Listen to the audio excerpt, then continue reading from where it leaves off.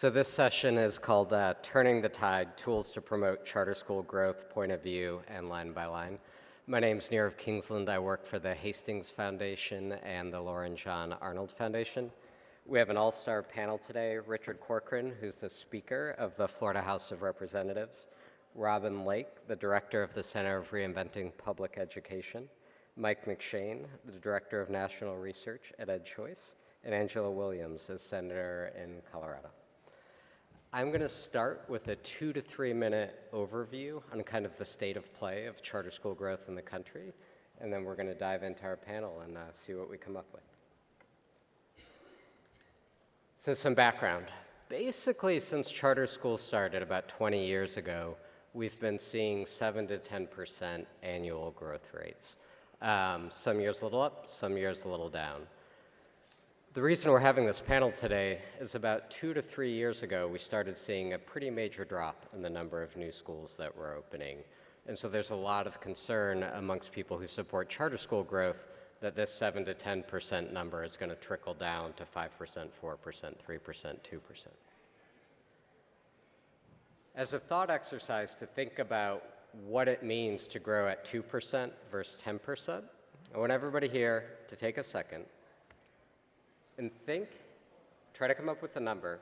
In the year 2035, if we maintain current charter school growth rates, let's call it 8 or 9%, how many students in the United States of America, public school students, will be in a charter school? Think about that in your head.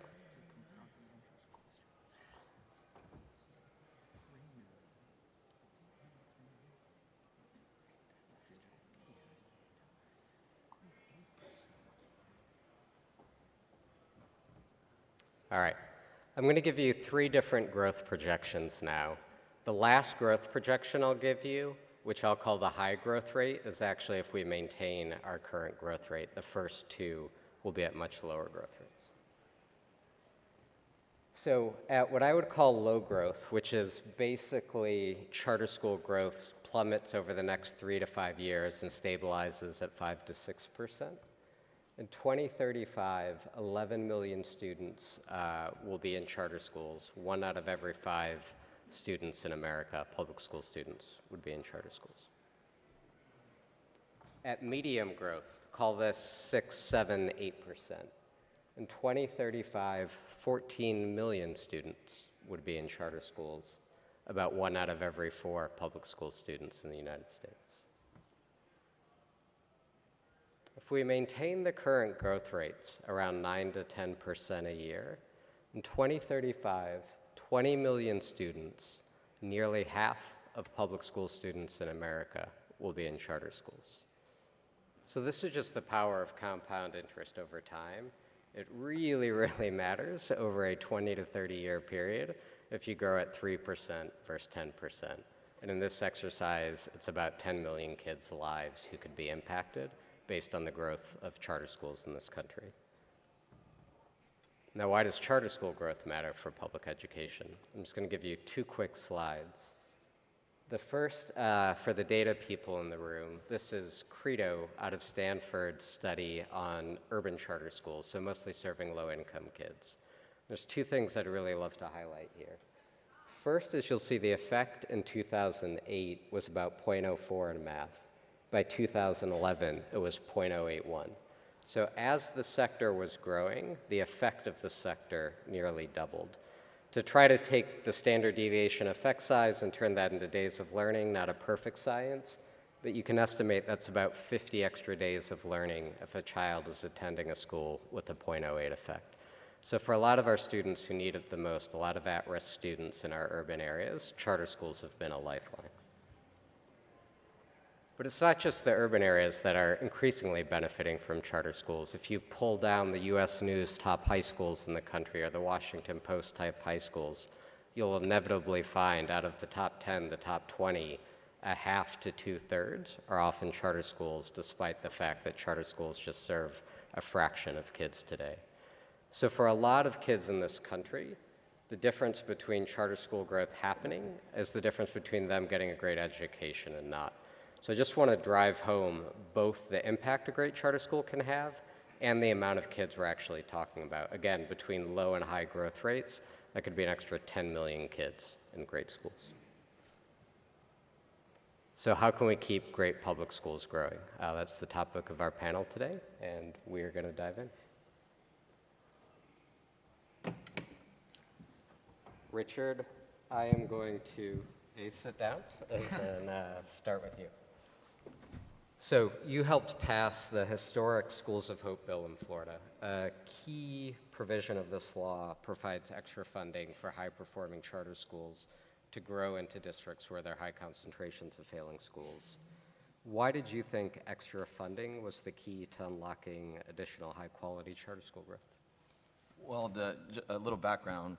What we did first and foremost is we started looking, and we have about ballpark 3 million students in the state of Florida. And what we found out was approximately, it varies year over year, but we had about 100,000 students who were in what we call, what the newspapers, the liberal newspapers called failure factories, or perpetually failing schools that were in turnaround mode. Some of those schools in our districts, we had one county, Jefferson County, where if you were a parent, you dropped your child off at Jefferson County in kindergarten. Every single year, that child was in a failure factory, graduated, and in many situations, you could argue, functionally illiterate. And so what we said was, you know, we're the third largest state and the richest country in the world. How is it possible that we could have, with the expenditures we were making, children that were being in failing schools and not be able to address that problem? So what we did is we said, let's go out there and look at the demographics and where the schools were and what were some of the problems. And of course, many of them were in low-income areas. So then we went out, and it was a group effort of House members who are great in education in Florida. Chairman Blecka, Chairman Diaz went out and said, let's go find who are the people across the country who are succeeding in delivering a quality education, a world-class education to these students who are in low-income areas. And basically, when we met with them and said, why aren't you in Florida? We only had 2 low-income charter schools in our entire state. The only reason they were in our state, one was in Jacksonville, one was in Miami, was the benevolence of the millionaires and billionaires in that community who paid for them to come. And our point was, why shouldn't the state be doing that? And so when we met with those folks, it was our regulatory system and it was our funding system. And so what we did is that's really the impetus behind 7069 is we sat down and wrote a bill that said, how do we get IDEA and Success and Achieve and all of these great KIPP schools to come to Florida? And we wrote a bill that basically said, here's how we'll deregulate and allow, whether it's your authorization or your certification, all those things come to Florida in very easy fashion, and then we'll help you with all your capital costs, and created a $200+ million fund to help lure them to come to the state of Florida under the premise that if we built it, they would come. And so we'll see, but it's going very well. We've had great conversations, but that was really what we heard and how we tried to address it. And then we structured the bill that they could come and avail themselves of these funds. They had to have the high-performing record of significant years, and then in addition to that, they had to build that charter school within 5 miles of one of the failure factories. And ultimately, we were able to get it passed. Great. Thank you so much. Angela, you helped Colorado pass 2 laws over the past few years that ensured charter schools had equal access to both local and state public dollars. Both of these laws were passed in a bipartisan manner. Can you talk us through a little bit about the biggest reservations on each side? What did you have to do to convince the Republicans to come to the table? What did you have to do to convince the Democrats to come to the table to fund all public schools equally? Well, thank you for the question. House Bill 1375 was a piece of legislation to distribute mill levy equally in the state of Colorado. And we had about 50,000 students who were not receiving that funding. And when the concept was brought about by many advocates in the charter school industry, it was really about equitable funding, and that's what we did. There was not a lot of reservations by my friends on the other side of the aisle, the Republicans. I think it's important to note that we are in a split legislature. The House of Representatives is controlled by Democrats, and the Senate is controlled by Republicans, so that's one major factor. What I'll say is that the biggest reservation on both sides of the aisle, and there was a lot going on when we passed this piece of legislation, is the school districts were concerned if they had to split that revenue and make it equitable, is how was it going to impact their current budgets? And I'll say that's one thing that both sides of the aisle had in common. But on the Republican side, they didn't have any reservations about the concept. For Democrats in the House and the Senate, there were several reservations simply because the teachers union has great influence on Democrats. So it became very, very political. Both years it was very political. And, you know, Democrats trying to control the majority in the House, and then you had the Democrats in the Senate. But outside of the funding, it became an issue for the Republicans as to whether or not and how we could get it passed in a majority in the House. So in the Senate, I will share with you that unfortunately I didn't have any reservations, which is why I'm one of the prime sponsors, but we only had about 4 senators who did not vote for this bill.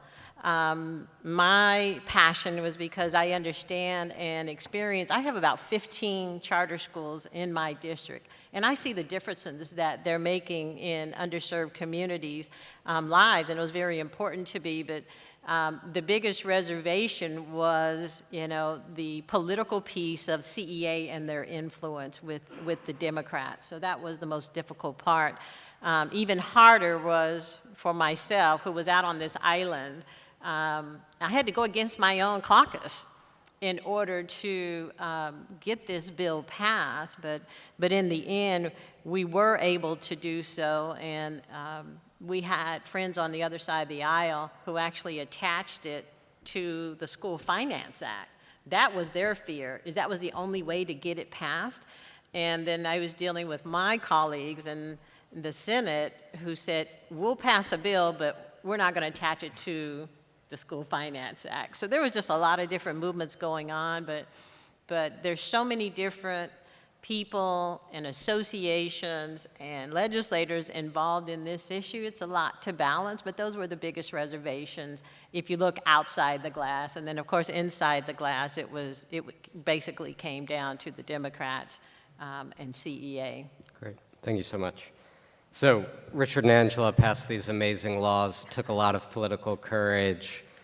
Robin, Mike, you guys study this stuff. You're the policy skeptics. Nothing ever works. Are these bills going to matter? Do you think Florida and Colorado will now see increased growth of high-quality charter schools? Well, thanks a lot for the kind introduction, Neerav. I'll try not to be a bitter pill. Actually, I think it's really important, and I think if you're going to use political capital, if you're going to go after some hard questions, facilities, oh, thank you so much. Facilities and funding are the things to go after right now, right? That's the hard stop on growth. When you've got qualified applicants, you've got to give them the opportunity to open, and that's just a fundamental. And I like that we're having a conversation not just about growth, but also growth with quality. And if we're really talking about quality, we have to make sure that our schools have the funding that they need to be able to offer longer school hours and things like that.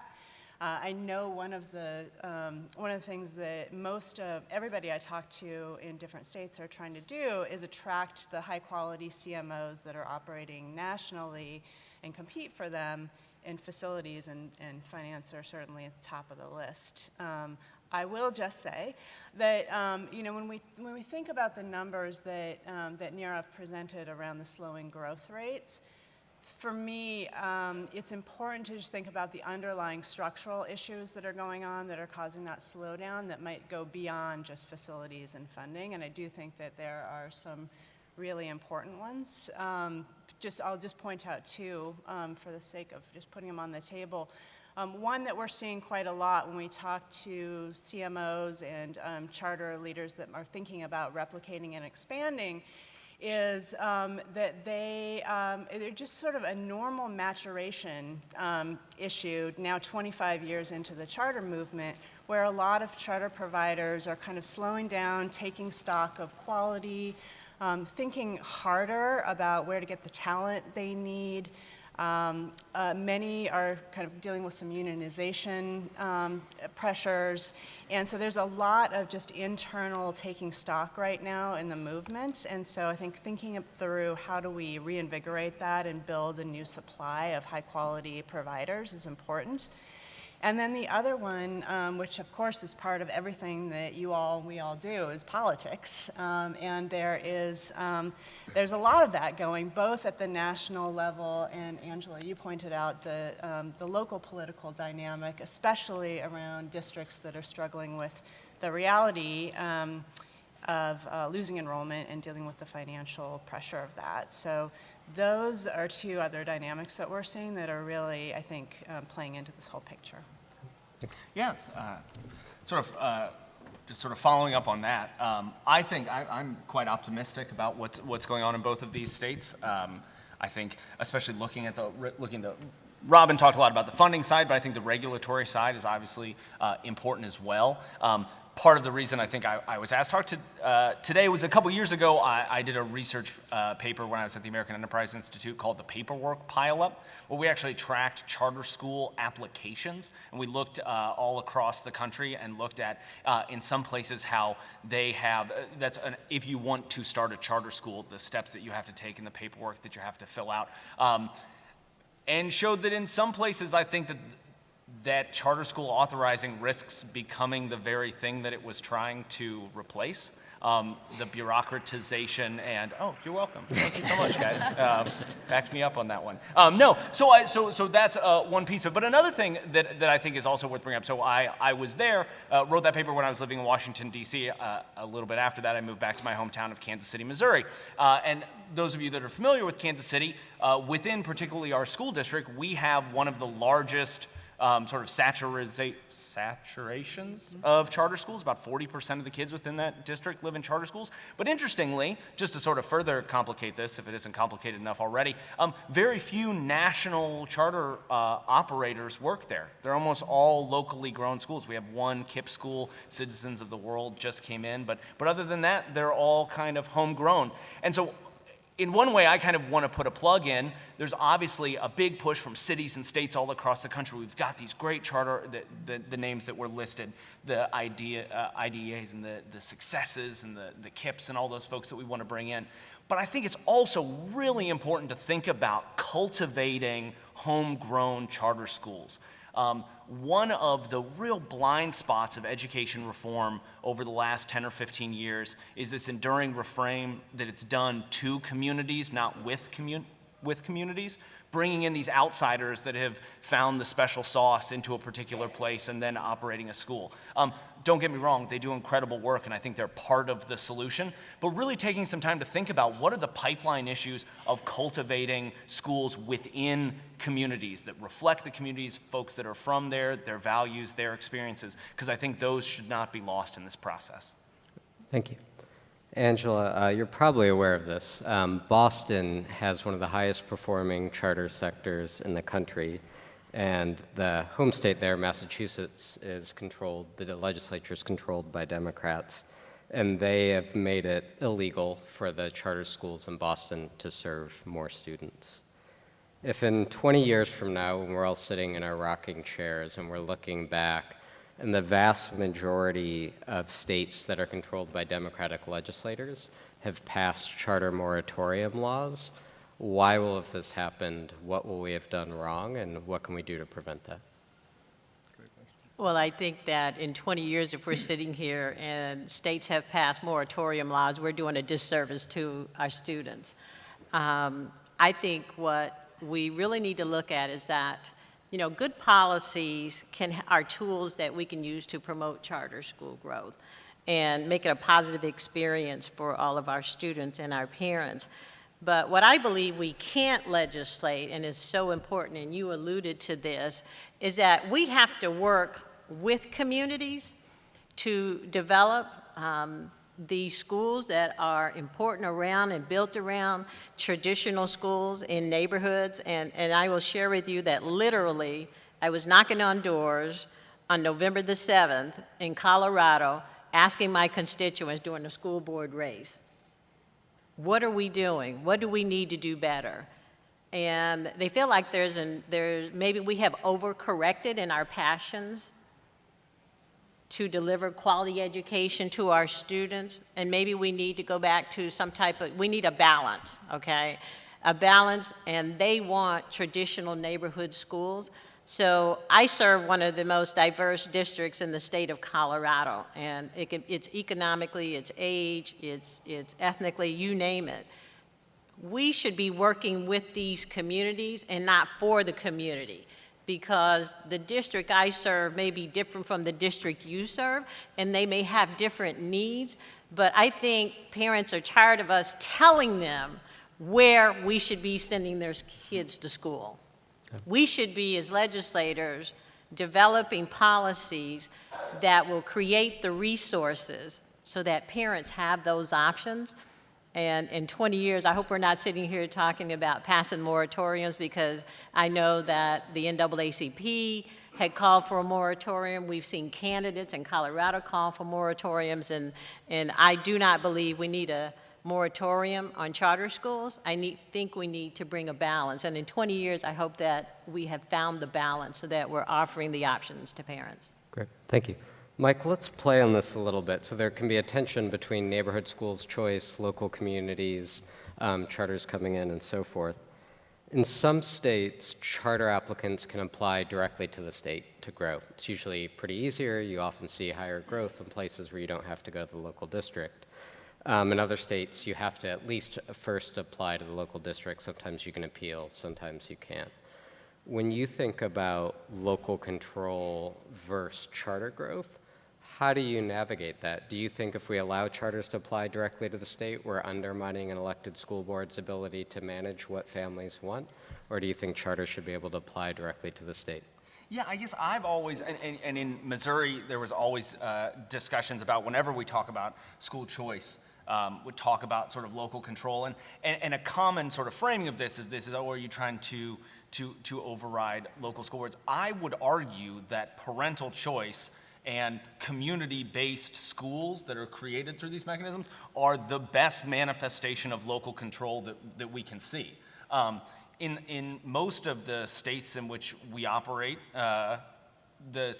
children have a constitutional right to an education granted at the state level. To my knowledge, in the state of Missouri and in most other places, school districts are not something that is a constitutional requirement. They are a sort of bureaucratic or democratic decision that was made at a particular time for a particular reason to try and channel these localism and subsidiarity, which I think obviously are both good ideas and things that we should foster.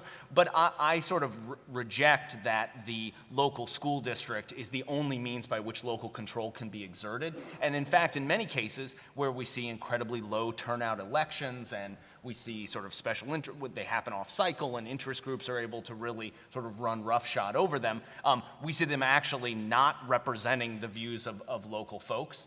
So giving people the opportunity to start their own schools to educate children the way that they see best fit is the best way that we can have local control in education. Richard, in a lot of the states I work in, Republicans can be divided on charter schools. Many of them support them, but others are often hesitant, usually because the local school district is the biggest employer in their rural or suburban town. The local school board, the local superintendent are pretty powerful. What do you think we need to do over the coming decade to shore up support amongst Republicans in state legislatures for charter schools? Well, we've been at it for probably, if not the longest of all states, and so it's a little bit different in Florida. Not only do we see tremendous, if not unanimous, Republican support, we have made tremendous inroads at different points in time with our African American and our Democrat colleagues, mostly the African Americans, because of the benefits that it is to many of their districts, as we saw in Schools of Hope. We had one Democrat in the House vote for it, who was from arguably the most difficult part of the state in terms of demographics. But I think that where you win on that is by your constituencies, and I think the senator's a great example, a Democrat senator in Colorado, but I think she said 5 or 6 charter schools in her district. That's an impact, and you see that now. So once Florida, again, 3 million students, if we get to about We're at 250 or so in charter, but in choice options, we're crossing, quickly to 600,000 people. You start crossing that Rubicon of 1.5 million people being in choice options, then the whole wall crumbles down, and now there's a greater impetus and a greater wall of support. A perfect example is our corporate tax scholarship. Nationwide, I think there's 250,000 people on a corporate tax scholarship. Ours is the longest. We have over 100,000 students. The only thing that's holding it back from exploding is the financing for it, which we keep trying to add to every single year. But the unions and the status quo filed a lawsuit against it, and you see a tremendous amount of Democrats, a tremendous amount of Republicans, a tremendous amount of community leaders who are supportive against the lawsuit come out in opposition to it. The lawsuit ultimately failed. But why do you have all of these people? Because you have so many of these schools affiliated with churches or in low-income areas who are taking advantage of those 100,000 scholarships. 70% are minorities, 70% from single parents, 100% poor. And now you've built that constituency, and we were able to defeat that lawsuit, even though we have somewhat of a liberal Supreme Court. I think, to the Robin and Michael's point, I think there's two things that we have to be cognizant of. One is, as Robin said, there is the political aspect. Because Florida's grown so fast, so quickly with the choice movement and the charter movement, you're having tremendous opposition now from Republicans and Democrats on the local school boards because it's viewed as us versus them. And that's a problem on the local school boards that they just need to grapple with and ride the wave instead of get sucked in the undertow. But the status quo nature is to resist. But the other part, I think, to our point, that Michael's point, that where we could be better is we've grown so fast and we have so many kids and options that you're starting to see too many applications. When we wrote our statute, it was for a innovative educational program that was different than what's normal and traditional. What we're seeing now is a lot of these schools open, replicate, and it's one cookie cutter, one school, and they're, if not the same as the traditional school they're opening it up right next to, they're pretty darn close. And we're losing some of that innovative going into low-income schools, having a classical liberal arts, whatever those models might be. And I think for our movement, we need to be careful that we continue to go out there and innovate and have the success, to your point, because of the innovation in the way we're doing things, whether it's extra hours or whatever it might be. Rather than just go out there and say, hey, there's money to be made opening up in this nice neighborhood right next to the traditional school, but because I have the name charter, I'm going to steal half their children and have the money. That's going to be something that we need to regulate and keep in check because the movement's that important, and that's just hurting us. Robin, economists often use the phrase animal spirits when they're talking about a roaring economy, entrepreneurs, companies taking risks. When the animal spirits are high, we tend to see the stock market rising, more entrepreneurship. When the animal spirits are low, you see less business formation and so forth. You've talked to a lot of charter operators.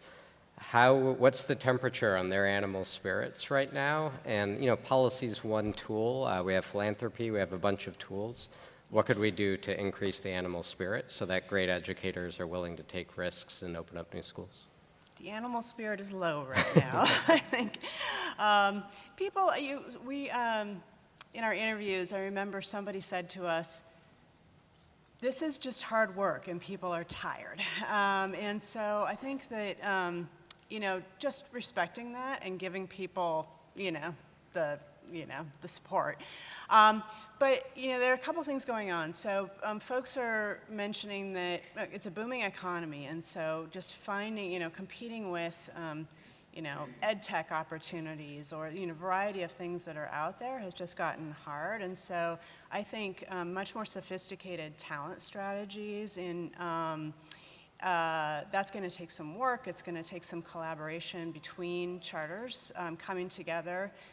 Charters have a tendency to think that they're each a special snowflake, but if they can put their heads together around some common recruitment strategies and training programs and things, some of that's happening in a variety of places, but more of that. And then I think the other dynamic that's at play is again political, but folks are telling us that it's harder than it used to be to just be the good guy in the room in the cocktail party because of the national politics and things that people are feeling so divisive that there's really nothing to be done about that immediately, but I think that, back to kind of the building constituencies question, now is a good time for us to just kind of pause, take stock, and recognize that going back to basics, doing the work with the communities to build real community engagement in the places where we want to grow charters, doing the work with folks we may have not have reached in the past, like the disability community, and helping them understand why choice is a good option for them. Helping people, even in charter schools, understand that they need to get out and work and protect what they've got. So, it is a bit of a kind of hard time feeling out there, but I guess I am ultimately an optimist and feel like if we can take this time to just pause and go back to basics, it's a good opportunity. Great. I'm going to do one more round of questions, then we're going to end on a lightning round, and then I'm going to kick it to the audience. So get your questions ready. We'll get there in about 5 minutes or so. Angela, you mentioned you're in a diverse district. I tried to do a little internet research. So assuming this is accurate, it said your Senate district is 35% white, 33% Hispanic, and 26% African American. Incredibly diverse. Do these different communities have different opinions on charter schools? And if so, why? Overall, we can see the overall sentiment is they just want quality options for their kids. In the more progressive part of my district, there was a little bit of pushback as to why are you trying to do equal funding, but in their values that it is proper, it is the best thing to do is to, create an equal funding system. They were fine with that. I think in the communities of color in Northeast Denver where we've had to do, total turnarounds of failing schools, there's some different sentiments there simply because when you have underserved communities and kids of color, they're already not receiving the resources. And when I was debating this bill, that's one of the things that I had shared is that in communities of color, there's traditionally, when they walk in the classroom, they're already behind. So the resources haven't been there. And I think what we have to do, and which I worked very hard with, is to talk about the successes. So what I always say to my constituents, and I'll share here, even though we're talking about, education and choice and options, education is the same in the sense of a policy issue. Every one of us in this room wants a good education for our children, for our nieces and our nephews. But because of the lack of resources or being able to invest in underserved communities, it's a different effect because of lack of resources. So the issues are the same, but it can affect these different constituencies different, and that's one of the things that I enjoy doing is to say, okay, the issues are the same, but how I approach the underserved, the African Americans, the Latinos, how I approach more progressives is very different, but trying to bring them all together on that policy is so important. Got it. Thanks. Mike, one way to increase charter school enrollment over time is simply to close less charter schools. Do you think states should be closing charter schools with low test scores but high parent demand? Man, you throw me the tough one.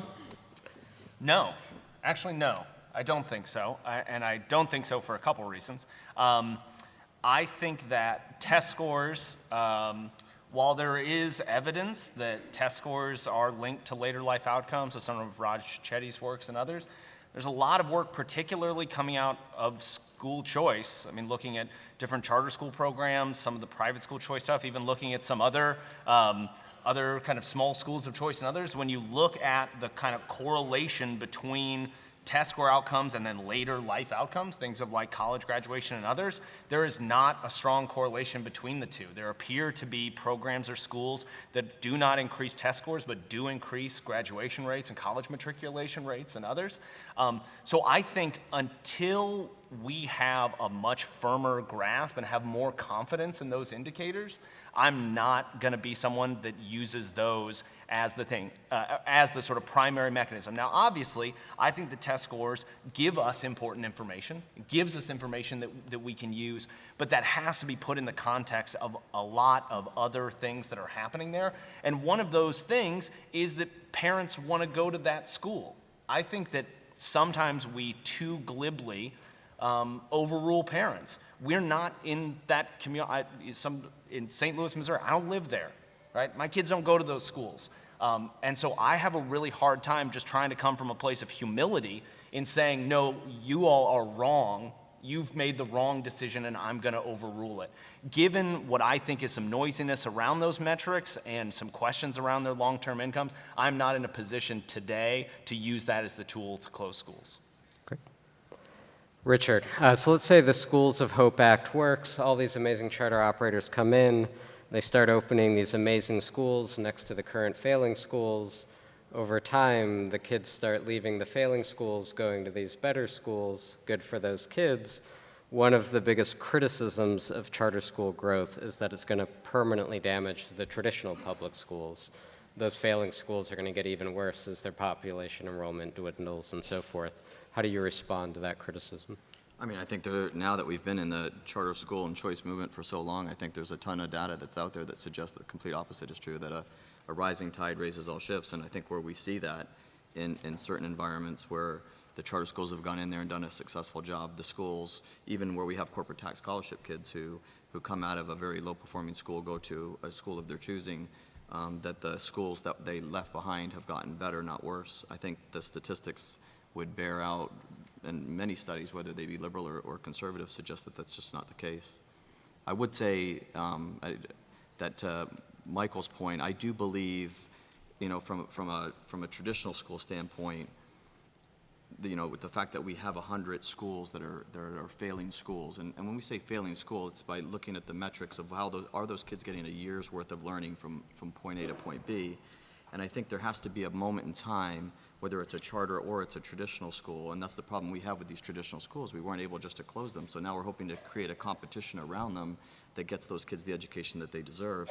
But there ought to be a mechanism where, I don't know if it's 5 years, obviously, or 3 years, or whatever it is. It seems that some of those would be too long.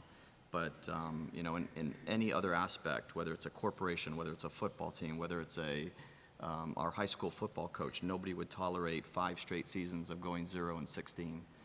But somehow when it comes to the education of our children, we tolerate 1 year, 2 year, 3 year, 4 year, 5 years of those kids getting a failing education. I think at some point we have to drop the hammer and say, you're closed, we're going to go somewhere else. Thanks.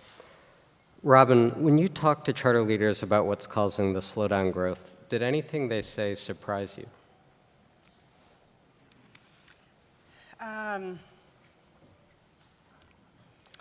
Let's see. I think that, I guess the one thing that has surprised me is the realization that a lot of charter operators are facing right now, that if the game plan is to simply sort of elect really friendly school board members to the local district and hope that that's the pathway to success for them, that's not been working. Because what's happening is friendly folks get elected to the school board, they quickly start taking a look at the financial realities of the district and aren't so friendly anymore. They're ultimately, kind of having to deal with the realities of an institution that was built to grow, that's losing students. And so there are a lot of folks that are really sort of grappling with that reality and trying to work through, well, what do we do about it? So there's an interesting realm of discussion right now about ways to not end competition with school districts, but find ways to do creative partnerships and to do creative deals where the district can manage to downsize their enrollment effectively, but still create high-quality charters. Sometimes maybe calling them a district school, But those are really interesting conversations right now, and I think that's an area where we really need to think about if there are ways to go beyond legislative moves in giving more facilities funding or access to charters, and really open up district buildings in really meaningful ways to charters and blur the institutional lines between district and charter and really focus on autonomous, effective schools. So it's a challenge, but an opportunity, I think. Great. One last question, same question to you all, then we'll go to Q&A. We have a lot of legislators, school board members, policymakers in the room. This is your chance to educate the world. So I'd love for you to complete this sentence.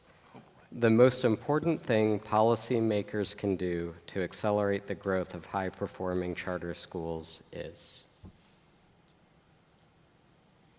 I'll give you a couple seconds, and then we'll start with Angela. You gotta go first, sorry. Jeopardy, we have quick answers. You ready? Do you want me to? Well, I'll just throw one out since I would say full funding. So, and by that I mean that all the money that a student is entitled to for whatever she qualifies. So special education funding, facilities funding. We need to really do per pupil atomization of funding at the state level and bring it all the way down to the student in the school where she served. That's important for the reasons that we talked about before about schools that want to serve kids well. It's also important in terms of equity. So making sure that students have a pathway into schools that's going to be fully funded, so schools can't throw up their hands and say, we didn't have the money to do it. Well, I agree with what you said, Robin, with House Bill 1375, but I think what we can do is, as legislators and policymakers and advocates, is that we have to remove the politics out of this conversation, because it creates a divisiveness where everyone is focused on what's best for their agenda. We have to be focused on what's best for the students. And if you can move that conversation there, I think that is the best thing that we can do to promote growth, because people are burnt out on a divisive conversation around charter schools versus traditional schools. I would jump in. I would say policymakers can be humble.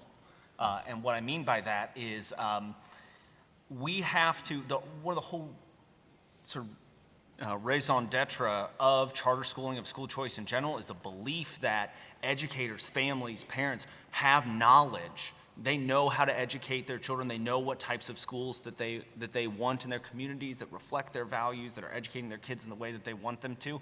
And I think that unfortunately, increasingly, we see ourselves as sort of engineers rather than gardeners. So how can we create the conditions where great schools can operate, not try to technocratically engineer the best result? I like that a lot. I would. Thank you. I would say, one, and I think knowledge is important. I think the more knowledgeable you become and you get that research, that's why these foundations are just fantastic, where you can meet with folks and get all the data from other states and what they're doing and the success or failures or what's working and what's not. But having that and then taking that and creating ideas to go out there and facilitate the growth of charter schools. But I think ultimately I would always say that our experience in Florida, I think Governor Bush would say the same thing, is you have to have courage. The status quo and the people that we're fighting in this movement, in many regards, are well-armed, vicious, and I've been called evil. I know I'm a lot of things. I didn't know I was evil. But you just have to be prepared for that fight. And if you have that fortitude, I think Florida is a leader, and most people would say that in the choice movement. And I think that facts bear that out in many ways, but I think it's a lot because we've had people starting in 1998 and Governor Bush that went out there and fought these fights that required a tremendous amount of courage. And so I think if you have that, good things can happen. Great. Thank you all so much. We have a microphone right there for Q&A. All I would ask is two things. Our panelists were amazing at being concise, answering the question. And I would love for you all to be amazing question askers, too. So short, concise questions, and we'll keep it going fast. Well, thank you. First, I have a little Florida experience. I did want to say for everybody listening, Florida only closes schools when they're really bad. And by really bad, we're talking single-digit proficiency. Statistically, the students are often better if they're not attending that school. They'll be better at home. The questions I'd like to ask the panel, though, when you're looking at growth, does the question of whether a state has alternative authorizers instead of the districts have an impact on growth? And my other question is, we saw I think you put up the top 10 U.S. News & World Report charters there. Of course, BASIS has 5 of those top 10 on that list you're looking at. BASIS is really they're serving low income, but they're actually serving a much more middle class, upper class as well, which gives them some political capital. We heard a lot about taking the politics out of it. I love that idea. I think I'll grow old and die before that happens. My question is, can we co-opt the politics where the urban schools also now are suburban schools, and we have across-the-board support for charters as an excellent option? Thank you. I think anytime you have multiple modes of getting authorized, you're going to have growth. The second point, I think, Daniel, is what we said earlier, is the more you build constituencies, which is, we've seen it with the corporate tax scholarship, it's 70% minority. That's why, unlike charter schools, which we haven't had that tremendous low-income charter school success as much as we have had with the corporate tax scholarship in Florida, we don't see a tremendous bipartisan, non-political debate happening when it comes to charters. With corporate tax scholarships, they're always bipartisan, always way more than a majority in terms of passing extensions or adding to the program. So I think it is, and again, it goes to the success, but as long as you go in there and you have that success and you build that constituency, it's going to get a lot easier to do all of this stuff. Just one thought on authorizers. Certainly more authorizers means more schools. But if we're talking about growth with quality, I've talked to some CMO leaders who say that they really prefer states that have alternative authorizers, but not too many, because once branding goes on charter schools, if the newspapers are filled with stories of blow-ups and mismanagement, it's very, very hard for them to come in and want to be there. So I'd just be careful around the authorizer question, but agree on constituencies, absolutely. You mentioned how do we co-opt the politics, and you'll be dead and gone before we do that. But what I'll share with you is there are ways to do that. And in Colorado with House Bill 1375, we were able to do that in the sense of where there is divisiveness on the other side of the aisle and or with other advocates who really do believe in great quality education, it can be done. And the way we did that is to understand and listen. Sometimes we talk a lot and we're so passionate about what we want to do. We stopped and we listened to those who were in opposition of the MLO override. And once we stopped and listened to them, and I'll tell you, it took us 2 years to stop and listen, to bring some transparency and some accountability to it, you could just feel the temperature go down. And by the time we passed 1375, we had all of the opposition at neutral, and the politics had gone away. And again, you could just feel the temperature go down. I don't think it can be done overnight, but I think these are conversations in which we can have and co-opt the politics and bring everyone together for the betterment of good policy.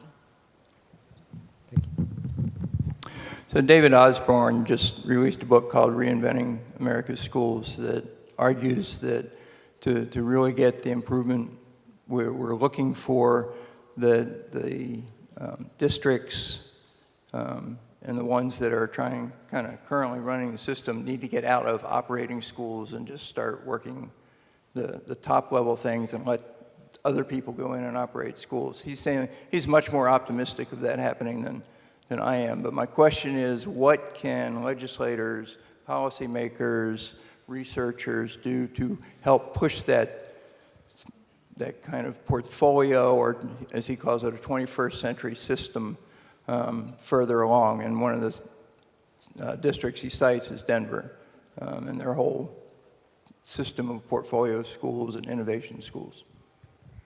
Do you want to speak to Denver? Okay. So we, Neerav has been a great proponent of this as well. We've worked with a number of districts that are doing what David Osborne is suggesting they do. There are many actually who would love to, as much as possible, push autonomy down to the school level and really get out of the business of operation, focus on really strong oversight. And so it is possible. Many of them have gone to their state and asked for packages of regulatory relief. The Cleveland plan in Ohio was built around that kind of a strategy. And what that regulatory relief looks like is obviously going to be different in every state. But if, as a state, you can start having conversations with your forward-thinking school boards and superintendents around what would hold them back from doing that, that's a great thing. And then in Texas right now, the Texas Education Agency is putting out a challenge to school districts to do this kind of work. And so positive inducements around grant funding, building networks among superintendents who are working in this area are a couple things that I can think of. Would you add anything there? The only thing I would add is the New Orleans example, that was a state takeover. About 2 years ago, the legislature passed a law that basically cemented a lot of these ideas in when they returned the schools back to local control. So things like unified enrollment, the idea that every year the superintendent has to propose a slate of new schools opening and failing schools being turned around or closed. That's actually all in state law in Louisiana right now. So, every state's different, every city's different, but in terms of a base level blueprint for model legislation, it did get passed in Louisiana on New Orleans that sets forth a portfolio framework. We also, in Florida, just 2 years ago, passed a principal autonomy bill. I don't know where the gentleman went, but that takes it and gives the principal the autonomy to run the school with their money directly. But it was only passed 2 years ago, but now I think we did it in 5 districts. We'll start seeing that data come back, and if it's successful, hopefully we'll expand it further. And then in Denver, I think it does come down to, Denver's very progressive, but it also comes down to having a superintendent who believes in these philosophies and pushing it down, but create a framework. And I believe that in other states, that's so important, is to talk to these organizations, with the superintendents and different charter school organizations, those who are running, and then your school boards also. I think it's important that we elect the right people who can follow the policies that represent the constituencies in our communities, and that it has to be a team effort for it to be effective. I will just add one thing. I'm glad that you brought that up, because I think I probably I may be the only person in the room who looks at Osborne's book. I look at it with not as optimistic of lenses for actually the very reason that you just brought up, which is what worries me, which is, in many of these cases where we talk about having this, we got to have this superintendent that's bought into the program, or we need to have this harbor master person. We're vesting a lot of power we're centralizing a lot of power. In many of these cases, we're talking about who can open and close schools, some places where this has been pitched, it's like where schools can operate, all of those. And so in our minds, we say, well, as long as this person is totally ideologically aligned with everything that we have to say, this is going to go awesome. Then you got to ask the question, well, what happens if they aren't? What happens if 5 years down the road, that superintendent is replaced by someone who believes the exact opposite of all of those things?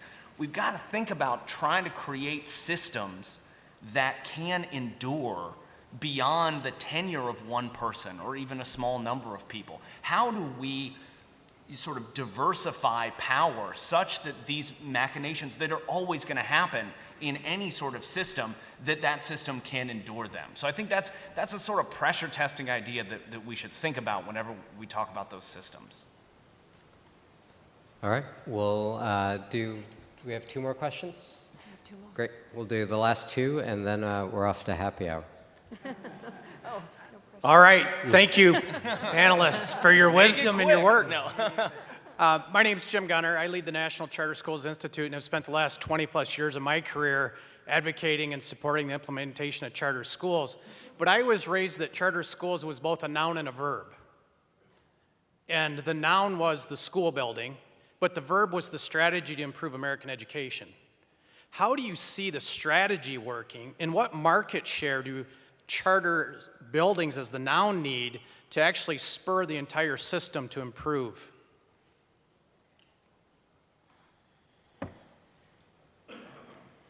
I'm happy to take Thank you, Neerav. Go for it, man. a quick answer to this. And if I think I have your question right, it's how much growth do we need? The way I like to think about this is the amount of charter school growth we need is the amount when all public schools are good. And I think that market share will be different in different cities. I cut my teeth in New Orleans, and we basically created the country's first charter school district because the public schools really never got better. They were incredibly corrupt and dysfunctional, and we needed to go all the way. If you look at a place like Washington, D.C., we saw a great case of all boats rising, where you had a dysfunctional system that saw competition come in. Charters put a lot of pressure on the district. You had to reform superintendents. And I doubt DC is going to go to 100% charter anytime soon. So that's kind of the flag I have in the back of my head. Keep on doing it until we can look ourselves in the mirror and say most public schools in the city are providing a good education. Could I just add one thing on that? I agree absolutely with what you just said, Neerav. And one of the things that I think we also have to think through is how do we make sure that as charters grow, things are not getting worse in the district and we just walk away from that responsibility, because we do see that happen in a lot of places. And so, it's not charter's responsibility to fix districts, but they are implicated when things are going badly. And I think, those in policy positions need to think through the system questions, which is why we'll always push back on Mike around. It's an ongoing argument between the two of us. You're just catching this round of it. Just appreciate the caution on re-centralization, but the idea that we need to take a look at cities or geographies where charter schools are growing quickly and where choice and different options are popping up really quickly, to make sure that we're paying attention to all of the performance dynamics, stepping in if the district isn't improving, stepping in if the charters aren't improving, and figuring out how to make things better, and looking at some of the equity questions across district and charter dynamics. I'll add the debate, but I'm going to be with Michael. But I do think that the system matters. So how far and wide and successful can they be is ultimately determined on when we get the system right. And if the system is 100% in control of the parents, who, Angela, I agree with, it doesn't matter what race, segment of society, age you are. Listen to Clayton Christensen. Everybody wants the best possible outcome for their child, and they want them to have a life better than their own. And when we give that full power and authority to a parent to be able to walk anywhere they want with that purchasing power and go to a school that's out there of their choosing, regardless of whether it's what its venue is or it's private, public, non-traditional, traditional, whatever, then it's going to be determinative upon those people who are in the supply business to have the innovation and the success and the metrics to go out there and go after that person with the purchasing power and do it. But the problem we have in healthcare, the problem we have in education is too much of our education, too much of our healthcare is driven by third-party payers. And I always say that we have vouchers throughout America. 100% of our educational system is voucherized.